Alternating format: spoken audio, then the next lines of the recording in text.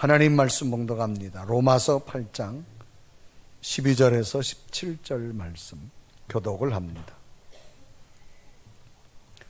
그러므로 형제들아, 우리가 빚진 자로 돼 육신에게 져서 육신대로 살 것이 아니니라.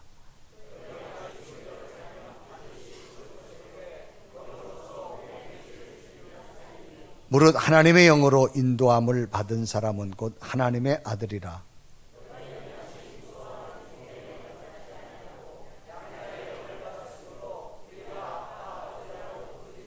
성령이 친히 우리의 영과 더불어 우리가 하나님의 자녀인 것을 증언하시나니,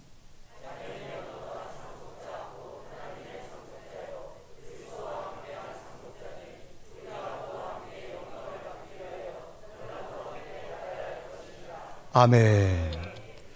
오늘 예배하는 여러분에게 주의 평강과 은혜가 함께하기를 주님의 이름으로 축원합니다. 자, 우리 옆에 분하고 한번 인사합시다. 한 주간 동안 평안하셨습니까?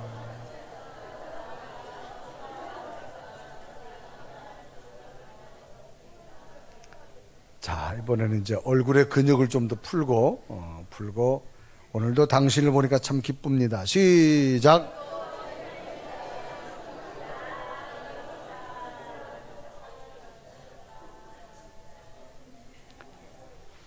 할렐루야. 영화 가운데 예수는 역사다라고 하는 영화가 상영되어졌었습니다.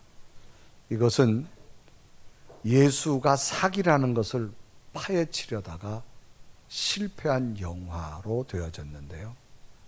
이 실제의 주인공은 리스트로벨이라고 하는 부부를 상대로 실제적인 이야기가 전개되는데, 여기 영화에 나오는 남자 주인공은 리스트로벨이라고 하는, 이 사람은 언론사 기자입니다. 굉장히 인정을 받는 아주 탁월한 기자 중에 한 사람이고, 여자 주인공은 부인 레슬러의 역할로 나옵니다. 이 영화의 시작은 이렇게 됩니다. 하루는 이 가정에 어린 딸이 사탕을 먹다가 목에 걸려요.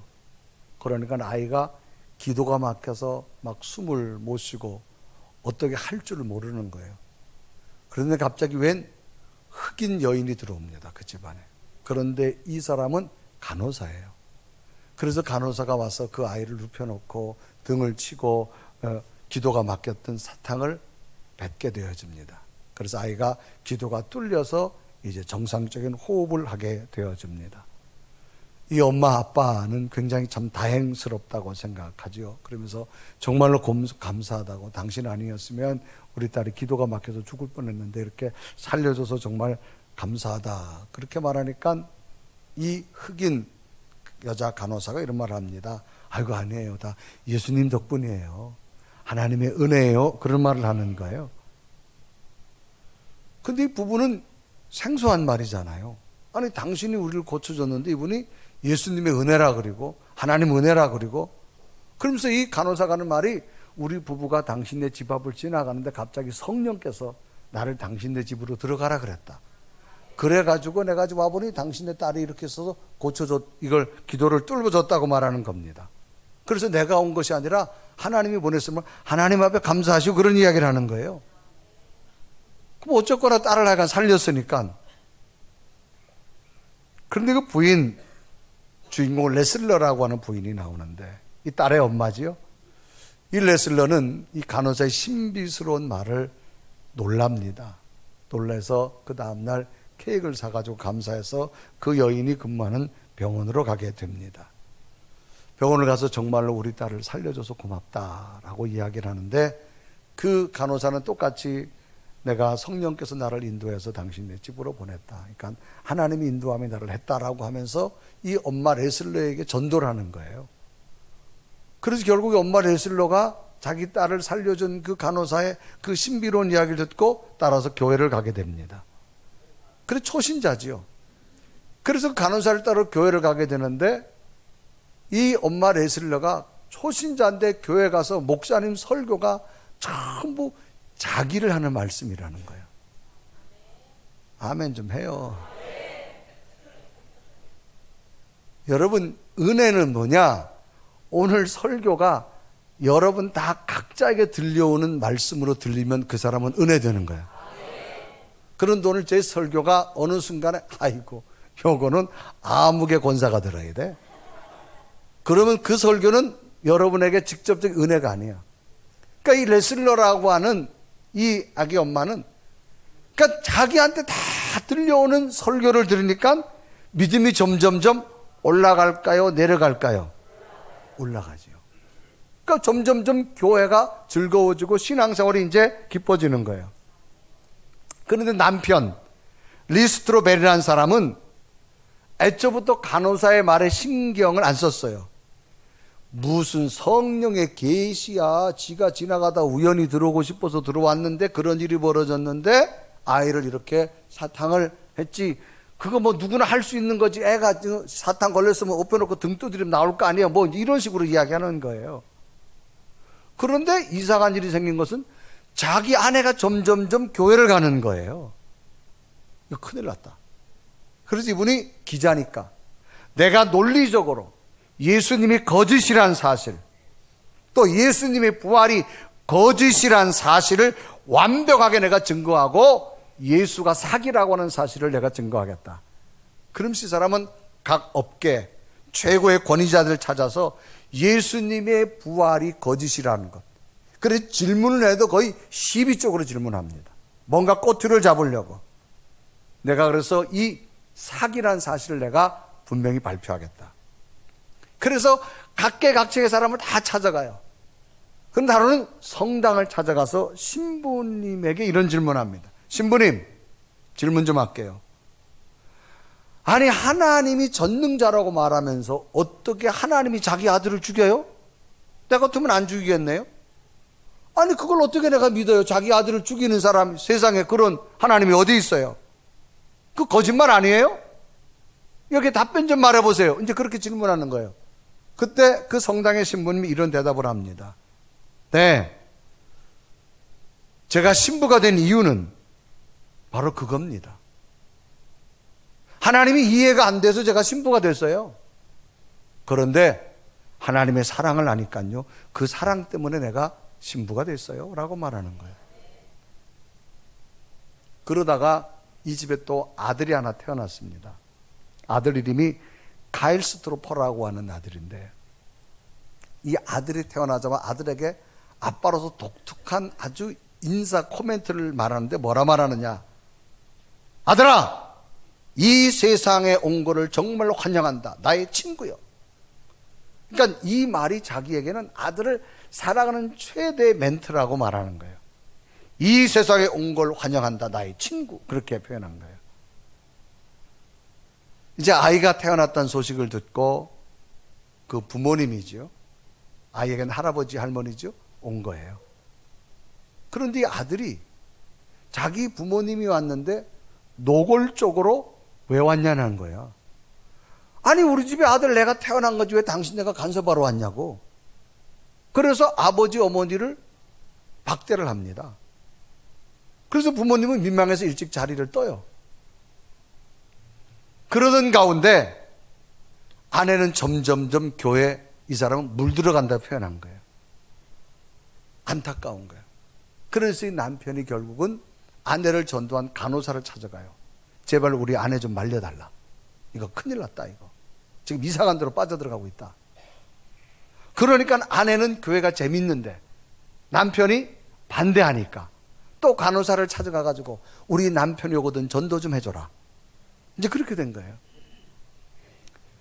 이런 상황에 남편은 결국 권위 심리학자를 찾아갑니다. 당시 심리학자가 로비타 워터스라고 하는 심리학 박사를 찾아가서 우리 아내가 심리적으로 뭔가 문제 있는 것 같다. 그래서 그 심리학사와 아주 상담을 깊게 합니다. 오랜 상담을 해도 결국 답을 찾지 못해요. 그리고 이제 나오려고 하는데 그 심리학 박사가 이런 말을 합니다. 혹시 당신은 부모님과 사이가 어땠습니까? 그렇게 물어요. 그러자 이분이 복잡해요. 아유, 우리 아버지는 저하고 차갑고요.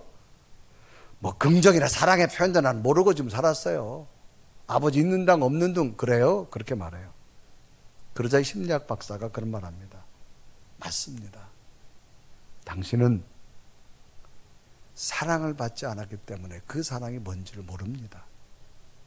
사랑을 받지 않은 자의 특징은 뭐냐? 무신론자에 빠지고 싶다는 것, 심리학적으로. 매사가 부정적이고 매사가 트집을 잡게 되어지고 매사가 따지게 되어진다는 거예요. 의심을 갖게 된다는 겁니다. 그래서 사랑을 해도 편협된 자기만의 고집적인 사랑을 한다는 거예요. 그게 최고인 줄 안다는 거예요. 왜? 사랑을 받지 못했기 때문에. 당신이 지금 무신론에 가까이 있는 것은 당신이 부모의 사랑을 느끼지 못했기 때문입니다. 여기서부터 당신의 문제가 출발합니다고 이야기합니다. 그러던 중에 그의 아버지가 돌아가시게 됩니다. 이제 아버지가 돌아가시게 되어지자 장례식을 치러 갔는데 평소 아버지하고 사이가 별로 안 좋으니까 장례식도 대충대충 건성으로 치러요. 그리고 장례식을 치르고 아버지 집에, 살던 집에 가서 우연히 아버지가 있던 서재 책상을 정리하다가 아버지 지갑 하나를 발견합니다. 지갑이 뭐가 들었는 거 봤더니 지갑 안에 웬 신문을 스크랩해가지고 이렇게 있는 걸 보내요. 거기 보니까 자기가 기자 생활하면서 상 받았던 기사를 아버지가 스크랩해가지고 그 지갑 잘 보이는 것에 넣고 얼마나 그걸 보고 또 봤는지 신문이 다 떨어지는 거예요. 이 아들이 그걸 보는 순간 아버지가 나를 사랑하지 않은 것이 아니구나. 아버지가 나를 사랑했구나. 그 모습을 보는 순간 아들의 눈시울이 빨개집니다. 흐느끼기 시작합니다. 그러던 중에 엄마가 옵니다. 그러면서 아들아, 이 앨범을 좀 보아라. 아버지가 앨범을 만들었는데 온통 아들의 사진이야. 그 앨범을 보는 순간 아버지가 나를 얼마나 사랑했다는 사실을 이 아들이 후에 알게 돼요. 근데 엄마가 말합니다. 아들아, 네 아버지는 표현을 못하는 사람이야. 너를 얼마나 사랑하는데 이 아버지는 너를 표현을 못한다. 그렇기 때문에 너에게 말 한마디도 사랑한다는 말 못했고 대하는 것이 퉁퉁 대하는 것 같지만 그 속에는 아버지의 사랑이 있을 거다. 아마 이분이 경상도 사람 정도 되지 않을까. 아들이 그 사랑을 이야기를 듣는 순간 울음을 활컥 쏟아냅니다. 여러분, 사람은요 표현을 할 줄 알아야 돼요. 아멘. 여러분, 이 표현이라는 게 참 중요해요. 여러분, 우리나라에도 많은 이야기 있잖아요. 갑돌이와 갑순이가 어디 살았어요? 한마을에 살았어요. 갑돌이가 갑순이 어떻게 했어요? 사랑했어요. 또 갑돌이도 갑순이를 둘이 뭘 못했어요? 말을 못, 표현 안 한 거예요. 그러니까 갑순이가 어느 날 시집가 버렸잖아요. 갑돌이가 달 보고 울었어요. 이게 우리 여러분 뭐 다 사랑하는 줄 알면서도 표현을 잘 못하는 거예요. 여러분, 사람은요 표현하는 게 얼마나 중요한지 몰라요. 그래서 제가 여러분에게 표현 좀 하라고 교회 오시면 성도들끼리 뭐 다 친한 줄 알아요. 사랑하는 줄 알아요. 그래서 뭐예요? 터치 좀 하라는 거예요. 여러분, 하이파이브 하라는 거예요. 아멘.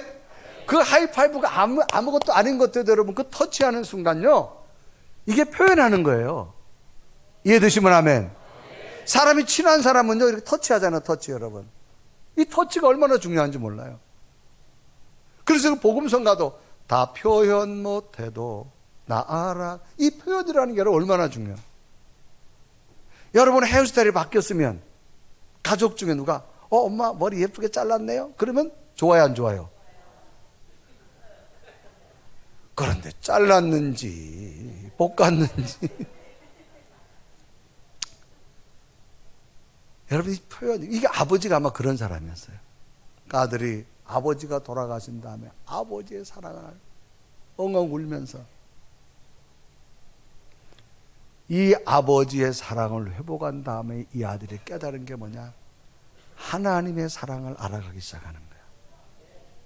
그래서 이분이 예수가 사기다, 예수가 거짓이다, 부활이 가짜다라고 하는 걸 증명하다가 아버지의 사랑을 알고 나니까 하나님의 사랑이 깨달아지기 시작하는 거예요.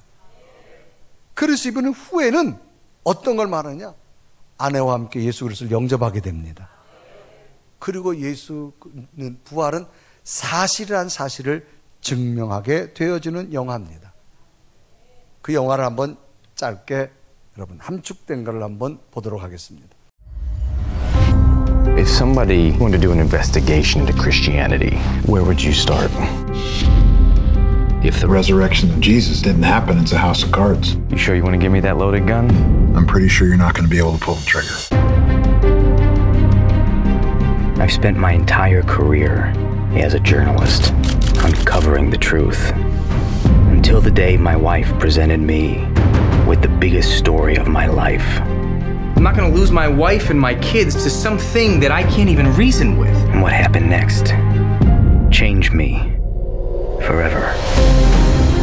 How can we even talk about historical evidence for the resurrection? The Gospels are filled with contradictions. The empty tomb is based on evidence. And isn't evidence your trade? We all bet our lives on something. The question is, what's it going to be? As much as I would like to help out a fellow skeptic, what you're proposing is impossible. Could Jesus survive being spiked to the cross? There is no evidence of anyone ever surviving a full Roman crucifixion. Just because I write something down and I bury it in the dirt, that doesn't make it true. What I felt was something more real than anything I've ever felt in my life. I'm praying for you. Do you really want to know the truth, or is your mind already made up? Stop blaming me and the church and God and do your job.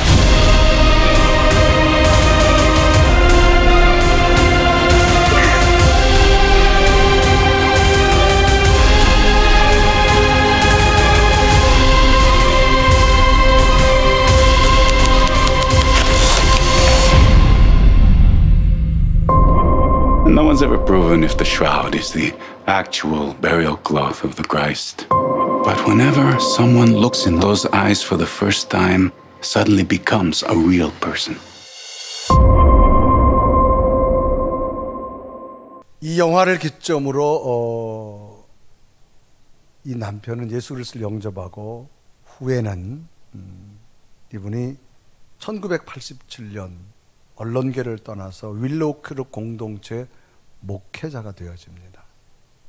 그래서 이분의 책이 전 세계에 약 1,400만 부가 팔리게 되었죠. 이분은 실존 인물입니다. 이 부부의 모습이죠. 예수는 역사다의 실제 주인공인 이 리스트로벨의 목사의 책에 이런 내용이 있습니다. 한국 전쟁 때 한국인 어머니와 미국인 아버지 사이에서 태어난 스테판이라고 하는 5살 아이가 부모에게 버림을 받습니다. 전쟁이 끝나고 우여곡절 끝에 외국인 선교사의 가정에 입양이 되는데 이 스테파니는 그 집에 머물면서 의문이 생기기 시작합니다. 때마다 맛있는 음식을 주고 깨끗이 씻겨주고 새 옷도 사주는데 자기에게 일은 전혀 시키지 않는 거예요. 어느 날 밖에서 놀던 이 스테파니는 친구들에게 이야기를 합니다. 친구야, 참 이상하다. 이 미국 사람은 나한테 일도 하나도 안 시키고 잘해주기만 하는데 참 이상하지? 이 말에 그때 친구가 놀라운 표정으로 이렇게 말합니다. 스테파니, 내가 그 집의 딸이야 라고 하는 이야기를 합니다. 이 스테파니는 친구의 말을 듣고 그제야 이해가 되었습니다. 왜 이 사람들이 나한테 좋은 것만 주었는지, 일도 시키지 않고 먹을 걸 주는 건지, 옷을 입혀주는지 깨닫게 된 겁니다. 내가 이 집에 입양되어져서 이 집에 자녀가 되어졌다고 하는 사실을 깨닫게 된 겁니다. 오늘을 사랑하는 혹 여러분, 오늘 우리가 하나님을 믿으면서도 아버지 되시는 하나님을 스테파니처럼 아직도 의심하고 있지는 않는지라고 하는 겁니다. 하나님께서는 왜 우리를 사랑하시는지 아직도 그 이유를 모르는 성도가 있다면 새로운 깨달음이 있었으면 좋겠습니다. 우리는 예수 그리스도를 믿음으로 구원을 받았습니다. 그러나 그것이 끝이 아닙니다. 하나님의 자녀가 되었기에 무한한 사랑을 받을 수 있는 권리를 가지고 있는 줄 믿습니다. 오늘도 여러분에게 간절함은 하나님부터 주시는 하나님의 자주된 복을 누리며 살아가는 여러분이 됐으면 좋겠습니다. 이 로마서는 사도 바울이 그렇게 예수 그리스도를 핍박하다가 예수 그리스도를 영접하고 예수님의 죽음과 부활의 근거에서 명확한 기독교의 중심적인 올바른 교리적인 것을 설명합니다. 그래서 구원과 칭의와 성화에 대해서 기록한 책들인데 예수 그리스도를 향한 분명한 구원의 길과 예수 그리스도와의 완전한 화합을 강조하고 있는 게 이 로마서입니다. 그래서 로마서 8장은 죄와 사망의 법에서 해방된 자는 성령의 인도함을 받는 하나님의 자녀가 되어졌음을 분명히 설명하고 그 자녀에게 주어지는 특권이 이런 것이다라고 로마서 8장은 소개하고 있습니다. 그래서 오늘 우리들은 하나님의 구원으로 하나님의 은혜의 빚진 자라고 성경은 말합니다. 그래서 세상의 원리처럼 세상에서 남에게 빚을 졌다면 그 빚을 갚으려고 많은 사람이 노력하는 것처럼 성도 또한 하나님의 은혜의 빚진 자가 되었다면 은혜에 합당한 생활을 해야 됨을 성경은 제시하고 있는 겁니다. 그래서 이제는 영적인 사람이 되었으면 육적인 삶이 아니라 이제는 영적인 삶을 살아야 됨을 강조합니다. 그래서 로마서 8장 12절에서부터 14절은 이렇게 기록하지요. 우리 한번 다 같이 읽습니다. 시작. 그러므로 형제들아 우리가 빚진 자로서 육신에게 져서 육신대로 살 것이 아니라 너희가 육신대로 살면 반드시 죽을 것이라되 영으로서 행실을 죽이면 살리니 무릇 하나님의 영으로 인도함을 받은 사람은 곧 하나님의 아들이다. 자녀는 그 아부의 성품을 담듯이 하나님의 자녀가 된 성도에게 이제는 하나님의 자녀된 삶을 살아야 됨을 말하고 있습니다. 그러면 하나님의 자녀가 되면 어떤 복된 삶에 있는가를 발견해 보면서 오늘도 예수 그리스도 예배하는 여러분에게 하나님의 자녀된 은혜가 넘치기를 주님의 이름으로 축복합니다. 그러면 하나님의 자녀에게 주시는 하나님의 특권이 뭐냐? 첫째는 인도함의 은혜라는 겁니다. 하나님의 영으로 하나님의 자녀가 된 자들에게는 하나님의 인도하심이 있다고 성경은 말합니다. 여러분, 인도함을 받는다라고 하는 말은 원문에 보면 아콘타이라고 하는 그런 단어인데요. 이것은 이끌다, 이끌림을 받는다 그런 얘기예요. 무엇으로 인도함을 받는가? 하나님의 영으로 인도함을 받는다. 누가? 내가. 그래서 로마서 8장 14절 다 같이 읽습니다. 시작. 무릇 하나님의 영으로 인도함을 받는 사람은 곧 하나님의 뭐다? 하나님의 영으로 인도함을 받는 사람은 하나님의 영이다. 왜? 아들과 아버지는 영적으로 교감하기 때문에. 무엇이 꼭 말을 하지 않아도 아들은 아버지 뜻이 무엇인가 안다라는 거. 무엇으로? 영으로. 그래서 하나님의 영의 열매는 뭐냐? 아름다운 열매입니다. 그래서 하나님이, 그러니까 부모가 자식에게 주고 싶은 것은 나쁜 게 없어요. 다 자녀에게 좋은 열매를 주고 싶듯이 우리가 하나님의 자녀가 되어졌다면 하나님은 우리에게 좋은 열매를 주시기 원하여 우리를 그 열매로 이끄신다라는 겁니다. 그런데 인간은 죄인이기 때문에 우리 본성에서 하나님을 떠나서 우리가 내 삶을 이끌려고 하면 거기에는 미움과 증오와 탐심과 속임과 원한과 음란과 거짓과 위선, 욕망이 가득 차 있어요. 여기에 대한 열매는 아름답지 못합니다. 그런데 하나님의 영, 성령이 우리를 이끌면 그 성령은 사랑, 온유, 절제, 충성, 자비, 양선, 이 모든 것들이 우리에게 아름다운 열매로 맺히기 때문이라는 겁니다. 그래서 하나님의 인도하심은 결국 뭐냐? 우리로 하여금 아름다운 열매를 맺기 위함인 줄로 믿습니다. 그러므로 하나님의 자녀가 된 우리는 이제는 우리가 인생을 어떻게 살아갈까를 발부둥치는 것이 아니라 나를 이끄는 그분을 따라가라는 겁니다. 왜? 그분은 영적인 존재입니다. 전능하신 분입니다. 유한한 인간이 내 앞길을 보는 것하고 전능한 하나님이 내 앞길을 보는 것 달라요. 유한한 내가 우리 자녀 앞길을 보는 것하고 전능한 하나님 우리 앞길을 자녀 보는 것과 길이 다릅니다. 그러므로 하나님의 영적인 자녀가 된 하나님이 이끌어 주시고 인도해 주신다고 하는 사실입니다. 우리는 모르지만 피할 길을 주시고요, 돌아갈 길을 주시고 넘어갈 산이 있다면 넘어가게 할 줄로 믿습니다.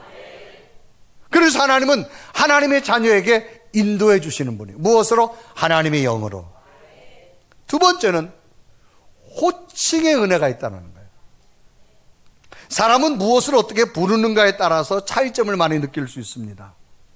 하나님의 자녀된 자는 하나님을 부르는 호칭에 따라서 굉장히 달라집니다. 우리가 삶 속에 살아가던 사람들을 이렇게 호칭을 많이 부르게 됩니다. 그러면 저 사람을 부르는 호칭에 따라서 저 사람과 내가 가까운지 가깝지 않은지를 쉽게 인지하며 살아갑니다. 우리는 누구 새로운 사람을 소개받았으면 나이를 떠나서 상대 존칭을 써줍니다. 존댓말을 써줍니다. 그런데 오랜 시간 이제 지나다 보면 뭐 나이가 같다, 환경이 같다, 그러다 보면 서로 말이 가까워지는 호칭을 쓰게 됩니다. 특히 여러분 여자분들은 처음에 만나면 나이가 있다 그러면 언니 뭐 이렇게 서로 존칭 써주다가도 어느 정도 친해지면 우리 언니야, 우리 동생이야 뭐 이렇게 여러분 쉽게 호칭이 많이 되어지고, 또 남자들도 처음에는 여러분 서로 존칭을 쓰다가도 후에는 나이 차이가 있어도 우리 형님이야, 우리 아우야, 그런 표현을 여러분 많이 쓰게 되어져요. 벌써 이분 우리 형님이야 라고 하는 말은 가깝다는 뜻이에요? 멀다는 뜻이에요? 가깝대. 우리 언니야, 여러분 언니란 말은 가까워요, 멀어요? 그러니까 그 호칭만 들어봐도 가깝고 멀고를 알 수 있는 거예요. 그런데 우리가 삶을 살아가면서 아주 내가 가까워지려고 노력하는 그런 사람들이 있어요. 어떤 경우냐? 식당에 가가지고 식당 서빙하는 분을 이렇게 여자분이다. 그럼 뭐라고 불러요? 자, 이모는 가까워요, 멀어요? 여러분, 이모는 엄마하고 자매지간이에요. 그러니까 이모하고는 굉장히, 그래서 뭐라 불러요? 처음 봤는데 이모라 부르잖아. 그러면 내가 당신하고 뭐 하고 싶다? 가까워지고 싶다. 왜? 그래야지 뭐 반찬 하나 더 갖다 주니까. 또 뭐 언니 그렇게 여러분 부르게 되잖아요. 이거 뭐예요? 가까워지고 싶은 거예요. 자, 만약에 서빙하는 분이 남자분이다. 뭐라 불러요? 그래, 삼촌 불러요, 삼촌. 여러분, 삼촌은요, 가까운 거예요, 여러분. 아버지예요, 여러분. 그게 뭐예요? 가까워지고 싶은 거예요. 그러니까 사람은 여러분, 이 호칭에 따라서 여러분 굉장히 달라집니다. 그런데 오늘 성경은 하나님을 뭐라고 부르느냐? 이 호칭을 분명히 이야기합니다. 오늘 성경이 제시하는 호칭은 어떤 호칭이냐? 아주 가까운 호칭이에요. 그 가까운 호칭은 어떤 거냐? 아버지라 부르라는 거예요. 아빠라 부르라는 거예요. 자, 우리가 길 가다 넘어졌다. 못 일어나요. 누구 불러요? 아빠 불러요. 그럼 아빠 와서 이렇게 세워주는 거예요. 자, 어렸을 때 동네 가다가 나를 괴롭히는 동네 형을 만났다. 누구 불러요? 아빠 부르는 순간 그 형은 도망가게 돼 있어요. 겁이 없어, 겁이 없어. 왜? 나의 모든 어려운 걸 누가 해? 가장 가까운 아버지가. 아빠란 친구란 말이에요. 여러분, 아빠랑 같이 가면 돈이 줄어서 걱정이 없어요. 누가 내요? 쳐다만 보면 돼요. 뭘 사러 가서. 애는 걱정 없어요. 왜? 그만큼 가깝기 때문에요. 그래서 로마서 8장 15절은 바울이 이렇게 제시합니다. 다 같이 읽습니다. 시작. 너희는 다시 무서워하는 종의 영을 받지 아니하고 양자의 영을 받았으므로 우리가 아빠, 아버지라고. 그래서 여러분이 하나님 오면 누구라 그래? 하나님을 얼마나 가까워요, 여러분. 아버지, 여러분. 그러니까 그 아버지란 단어 속에는요, 모든 게 포함되어 있는 거예요. 내 눈물도 닦아주시고, 내 아픔도 헤아려 주시고, 내 부족함도 채워주시고, 연약함도 아시고. 아멘.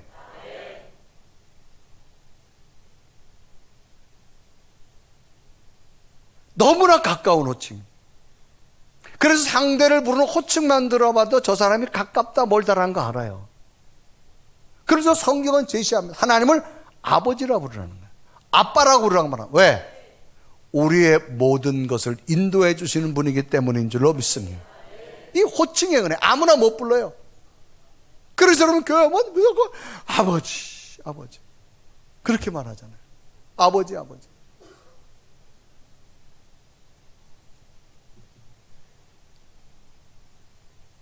세 번째는 어떤 은혜를 주시느냐? 권리의 은혜를 주신다. 여러분, 권리란 말은 어떤 일을 행하거나 타인에 대해서 당연히 요구하는 겁니다. 이게 권리입니다. 자, 제가 돈을 10,000원을 상점에 냈으면 저는 10,000원에 해당되는 물건을 얼마든지 가질 수 있는 뭘 가지고 있어요? 권리를 가지고 있어요. 그러면 여러분, 상점 주인은 제게 10,000원을 받았으면 10,000원치 물건을 줘야 됩니다. 이게 권리입니다. 권리. 하나님의 자녀가 되면 하나님 주는 권리가 있어요. 어떤 권리를 주느냐? 상속자가 되는 권리를 준다는 거예요. 여러분, 상속자란 말은 재산이나 기타 모든 것을 법적으로 물려받을 수 있는 당연한 권리를 말합니다. 그래서 우리가 하나님의 자녀가 되면 하나님으로부터 법적으로 당당히 받아야 될 권리가 있다는 거예요.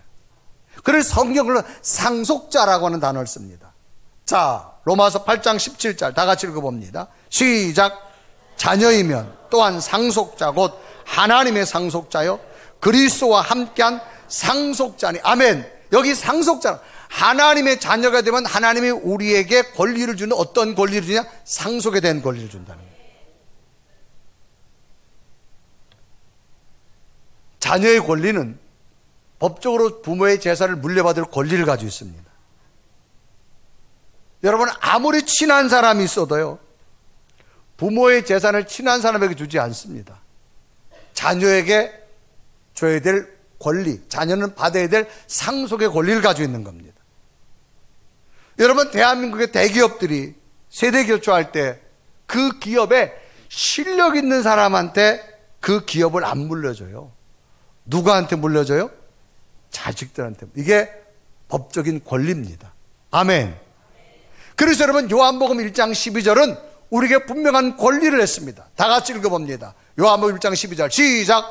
영접하는 자 곧 그를 믿는 자들에게는 하나님의 자녀가 되는. 아멘. 우리가 예수를 믿는 순간 우리는 하나님의 자녀가 되는 거예요. 그러므로 여러분, 하나님부터 어떤 권리를 가졌느냐? 상속자의 권리를 갖게 된 줄 믿습니다. 그래서 로마서 8장 17절 다시 읽어요. 시작. 자녀이면 또한 상속자 곧 하나님의 상속자요 그리스도와 함께한 뭐하니? 아멘. 그러니까 우리는 당연히 하나님 나라를 받아야 될 상속이 있는 줄로 믿습니다. 이게 뭐냐? 권리의 은혜예요. 그냥 주는 거, 그냥 주는 거. 왜? 하나님의 자녀가 되어졌기 때문에.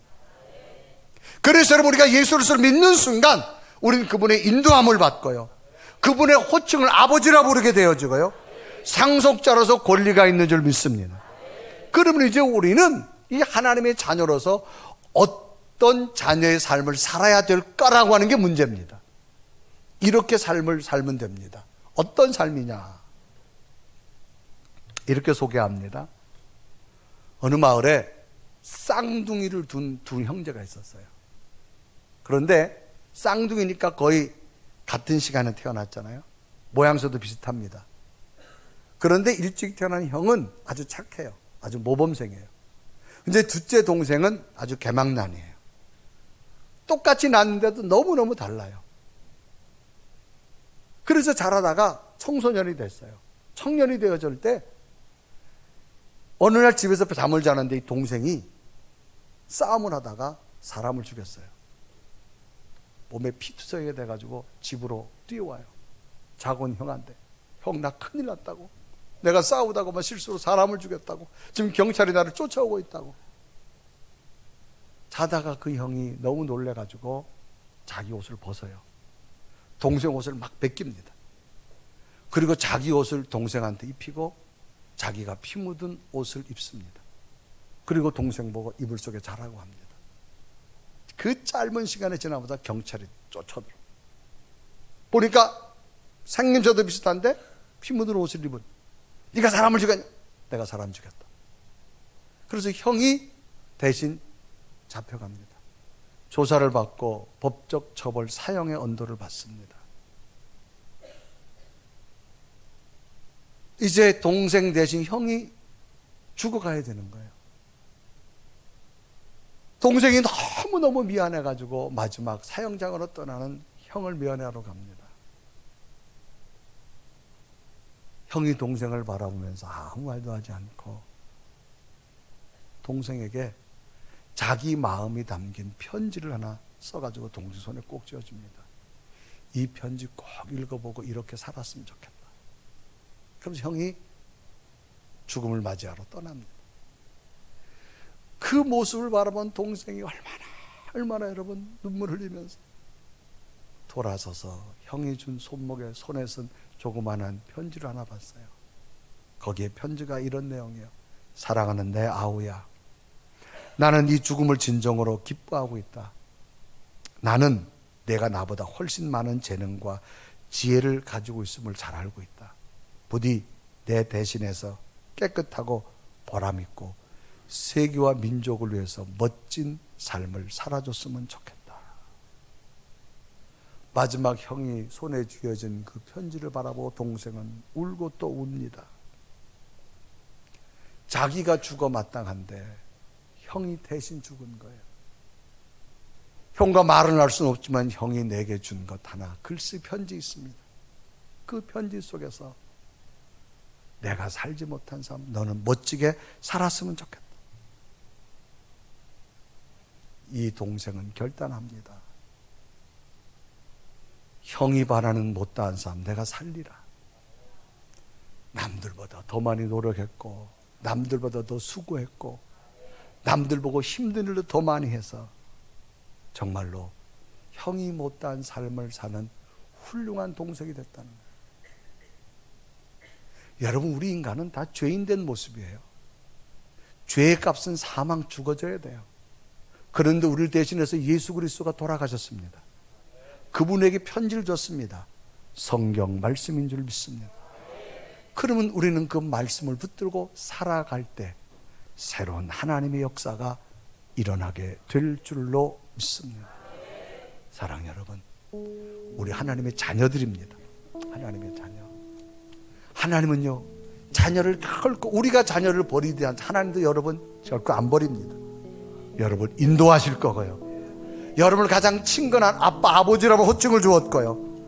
상속자로서 권리를 주었어요. 이 하나님의 자녀로서 더 은혜로운 삶을 살아서 이 놀라운 자녀의 은혜가, 특권이 여러분의 있기를 주님의 이름으로 축복합니다. 우리 한번 고백하면 찬양할까요? 그러므로 내가 하나님을 아바 아버지라고 부르면서 나를 안으시고 바라보시는 그 하나님, 내가 그분을 따라 살겠습니다. 고백하며 찬양합니다.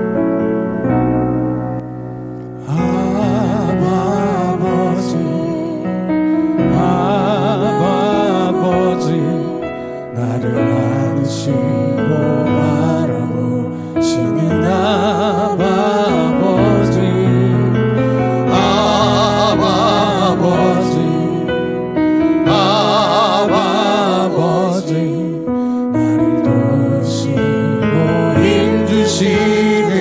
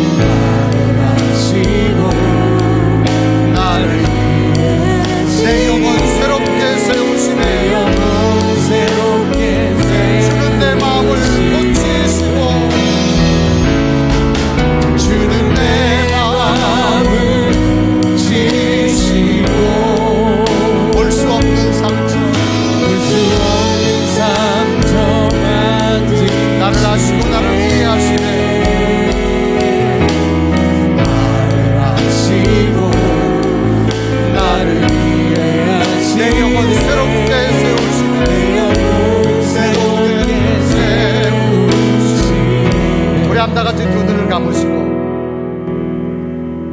우리의 믿음을 한번 돌아보겠습니다. 내 마음속에 하나님이 계신데 나는 아버지라고 얼마나 자신 있게 부를 수 있는지, 아버지가 계신데 왜 두려워하는지, 아버지 지금 나와 함께 계시는데 왜 내가 걱정하는지. 하나님은 전능자이십니다. 늘 나를 안으시고 바라보시고 그 아버지가 내 눈물도 닦으시고 내 연약함도 아시고 나를 꼭 안아주시는 아버지, 그 아버지가 계시기에 우리는 오늘까지 살아왔습니다. 하나님 앞으로도 아버지 품속에 살겠습니다. 아버지와 더불어 살겠습니다. 내 영혼을 날마다 새롭게 하시되 하나님, 늘 내가 연약합니다. 넘어집니다. 넘어지지 않게 나를 붙잡아 주세요. 연약하지 않게 나를 강하게 하세요. 부족하기 없게 나를 영적으로 세워주시기 원합니다. 하나님, 그 아버지를 정말로 사랑하며 내가 내 자식을 사랑하듯 아버지의 사랑을 가지고 살겠습니다. 하나님, 오늘 그 사랑 내 속에 머물게 해달라고 우리 간절한 모습으로 고백하며 기도드리겠습니다. 살아계신 하나님, 주는 내 마음을 하나님 앞에 만들고 하나님 앞에 기도하고 주님 나를 하나님의 사랑으로 주시네. 오 사랑주시네. 오 성령의